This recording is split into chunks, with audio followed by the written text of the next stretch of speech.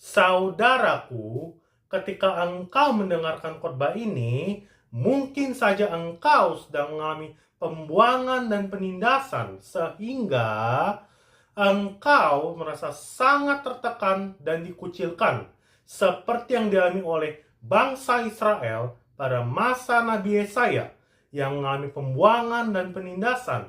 Dan kita baca pesan firman Tuhan yang dituliskan oleh Nabi Yesaya kepada bangsa Israel sebagai berikut, yang terambil dari Yesaya pasal 41 ayat 10 dikatakan, "Janganlah takut, sebab aku menyertai engkau.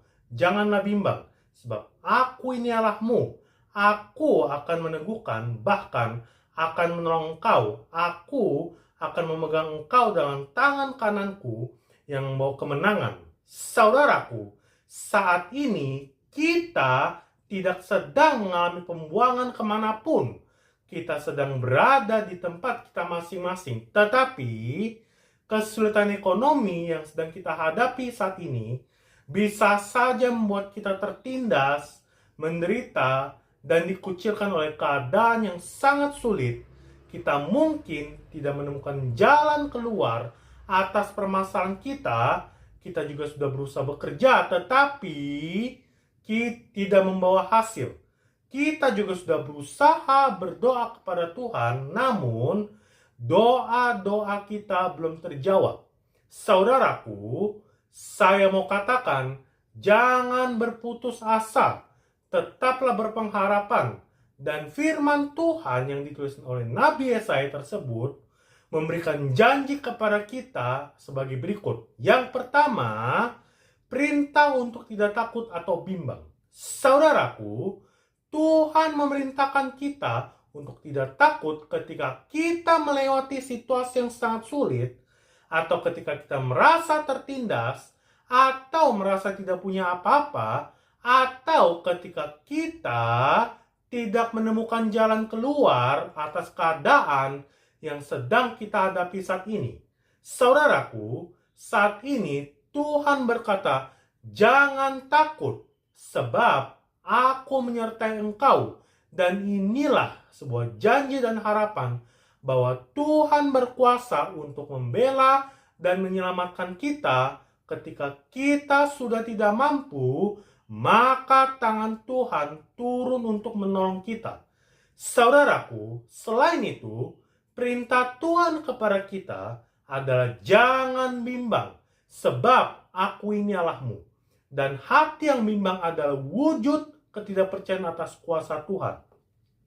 Saudaraku, ketika Tuhan beserta kita, maka segala apapun yang tidak mampu kita selesaikan, yang tidak mampu kita hadapi, kita lewati bersama Tuhan. Saudaraku, jangan takut dan jangan bimbang, sebab Tuhan Allah menyertai kita.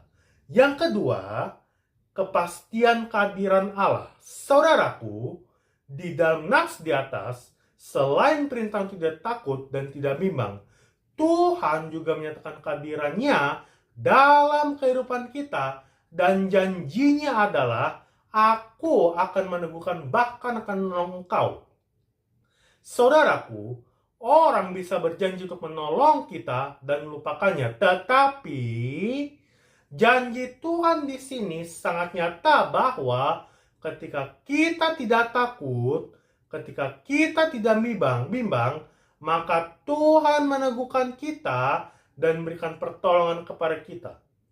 Saudaraku, kalau kondisimu saat ini sangat tertindas oleh kesulitan ekonomi, oleh masalah keluarga, oleh penyakit yang tidak sembuh, Tuhan Allah kita menyampaikan bahwa Dia melihat penderitaan kita dan akan menolong kita.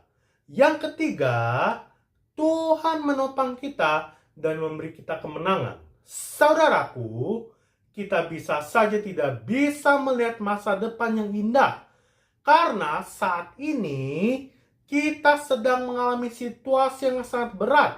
Mungkin kita tidak tahu besok mau makan apa, mungkin juga kita tidak tahu harus kemana untuk mendapatkan bantuan. Tetapi pada nats tersebut di atas, Tuhan berjanji, "Aku akan memegang engkau dengan tangan kananku dan membawa kemenangan. Dan Tuhan yang telah menuntun bangsa Israel kembali dari pembuangan. Tuhan yang telah menuntun bangsa Israel keluar dari tanah Mesir adalah Tuhan yang sama yang saat ini memegang tangan kanan kita, menuntun kita keluar dari penindasan, penderitaan, dan memberi kita kemenangan. Saudaraku, tetap kuat dalam iman sampai janji-janji Tuhan atas pemulihan ekonomimu, atas pemulihan keluargamu, atas kesembuhan dari penyakit dan nyata dalam hidupmu sebagai wujud kemenangan yang dijanjikan Tuhan. Tuhan Yesus memberkati kita. Haleluya. Amin. Immanuel.